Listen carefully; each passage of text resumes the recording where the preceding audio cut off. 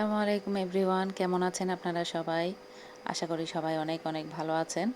সবার রোজা কেমন কাটছে? দেখতে দেখতে রহমতের মাস, বরকতের মাস শেষ হয়ে যাচ্ছে। আমরা এখন অষ্টম রোজায়। তো খুব দ্রুত দিনগুলো চলে যাচ্ছে, কি বলবো আর।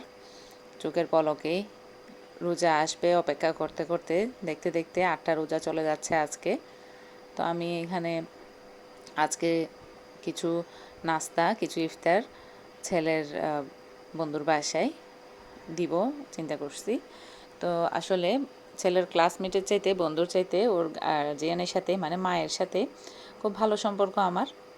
তো এই কারণে চিন্তা করছি আজ এবছর মানে কিছু ইফতারি দিব। কোনো বছর অবশ্য দিই না, এবছরই প্রথম ওনাকে দিব আর কি।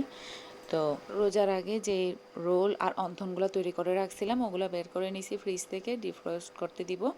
নেওয়ার আগে ওগুলো ভেজে নিব। আর এখানে একটা আমি জেলো পুডিং টাইপের একটা ডেজার্ট তৈরি করতে চাচ্ছিলাম, তো ওটাই তৈরি করে নিচ্ছি। এখানে পানিতে আমি ট্যাং দিয়ে আগার আগার পাউডার দিয়ে মিশিয়ে নেওয়ার পর এটাকে ঠান্ডা করার জন্য রেখে দিব। এটা মানে জেলোটা তৈরি করে নিব আমি। তো আর অন্য পাশে আমি হালিম তুলে দিয়েছিলাম। হালিমটাকে প্রথমে গরম পানি দিয়ে ভিজিয়ে রেখে আর গরুর মাংসটাকে রান্না করে নিছি আলাদাভাবে।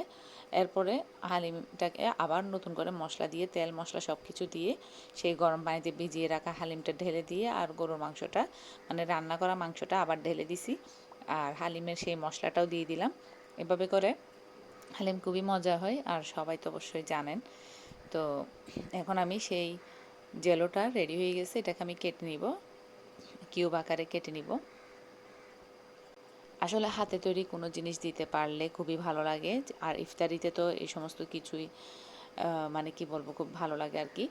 তো আসলে খুব বেশি কিছু দেয়া হয়নি, জাস্ট অল্প কিছু জিনিসই দিয়েছি। তারপর আমি বাইরে থেকে ফ্রুটসও কিনে নিয়ে গেছিলাম।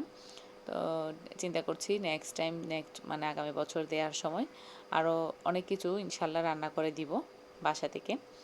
তো এখানে আমি দুধের মধ্যে প্রায় 1.5 লিটার দুধে আমি এখানে 2 কাপ পরিমাণ চিনি আর 1 কাপ দুধ দিয়ে ভালো করে নেড়ে নিয়ে এখন আগার আগার পাউডার দিয়ে দিব 2 চামচ মতো। এটাকে ভালো করে মিশিয়ে নিব গরম করার আগে। তো এটাকে খুব ভালো করে মিশিয়ে নেওয়ার পর চুলাতে দিয়ে অনবরত নাড়তে থাকতে হবে। তারপর এটি ঘন হয়ে আসলে মানে একটু thick হয়ে আসলে মাত্র এটাকে বক্সে মানে ঢেলে দিব আমি।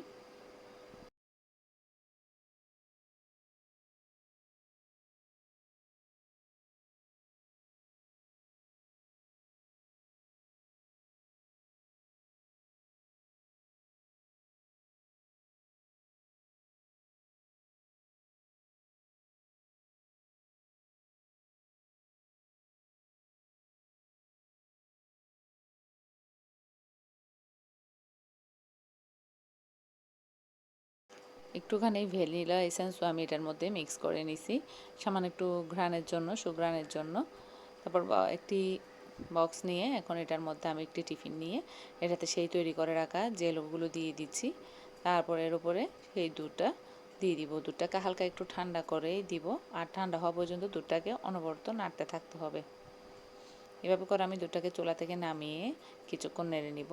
তারপরেও সেই জেলোর মধ্যে দিয়ে দিব। আমি জেলোতে দিতে দিতে দুধটা একটু বেশিই গাঢ় হয়ে গেছিলো, একটু বেশি thick হয়ে গেছিলো। আর আমি একটা বক্স নিচ্ছি মানে বাইরে দেওয়ার জন্য, আর আরেকটা করে নিচ্ছি নিজেদের বাসায় খাওয়ার জন্য। তাই পেয়ালাটা বাসায় খাবো আর বক্সেরটা বাইরে দিব আর কি। তো এইভাবে করে নিচ্ছিলাম। এখন বাসার যেটা ওটাকে আমি আনবক্স করে দেখব, ডিমোল্ড করে দেখব ওটাকে, দেখি কেমন হয়েছে। এই তো অতটা খারাপ হয় নাই। যাক, দুধটাকে যদি আর একটু আগে ঢেলে নিতাম জেলোর উপর তাহলে একেবারে পুরোটাই মিক্স হয়ে যেত আর কি। এখন জেলোটা উপরে আছে, তো এটা একরকম ডিজাইন ঠিক আছে, অতটা খারাপ হয়নি। তো এই তো এটা দিব আর কি বাইরে। যেমনটা আশা করছিলাম পুরোপুরি তেমনটা না হলেও এটাও অবশ্য খারাপ হয়নি, তো এটাই দিব। আর খুব বেশি মজার ছিল এই পুডিংটা, খুবই মজার ছিল। খুবই অল্প উপকরণে বাসায় আসলে খুব শর্টকাট এই জিনিসটা তৈরি করে নেওয়া যায়। খুবই ভালো লাগে, আমার বাচ্চাদেরও খুবই পছন্দ হয়েছে এই জিনিসটা, এই পুডিংটা। আর এখানে বের করে রাখা সেই রোলগুলো আমি ভেজে নিব, আর অন্তনগুলোও ভেজে নিচ্ছি। খুবই তাড়াহুড়া করছি এখন দুপুর টাইমে, যেহেতু আমি নিজে যাব আর আগে কখনো আমি যাইনি। তো এই তো এগুলো আমি করে নিচ্ছি। আর এটা ইফতার সময়। খুব তাড়াহুড়া করে ওনার বাসায় ইফতার নিয়ে গেছি 3টা বাজে, আর আমরা 3:30টায় চলে আসছি কিছুক্ষণের মধ্যে, কিছুক্ষণ বসে। তো আর বাসায়ও নিজের ইফতার প্রিপারেশনের দরকার আছে তাই। তো আজকের জন্য এ পর্যন্তই। আল্লাহ হাফেজ।